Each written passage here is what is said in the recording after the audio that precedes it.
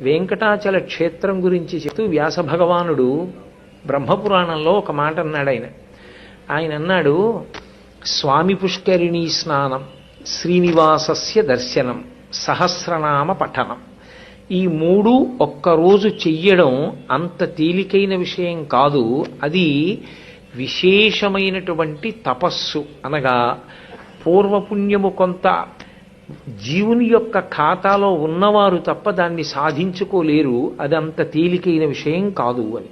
ఈ మూడు ఒక్క రోజులో పూర్తవ్వాలి. ఏది? స్వామి పుష్కరిణి స్నానం, స్వామి పుష్కరిణిలో స్నానం చెయ్యడం, శ్రీనివాసస్య దర్శనం, వెంకటేశ్వర స్వామి వారి యొక్క దర్శనం. వెంకటేశ్వర స్వామి వారి దర్శనం అన్నప్పుడు ముందు ఆదివరాహమూర్తి దర్శనం చేసిన వెంకటేశ్వర దర్శనం, వెంకటేశ్వర దర్శనం, తదనంతరం సహస్రనామ పఠనం, విష్ణు సహస్రనామ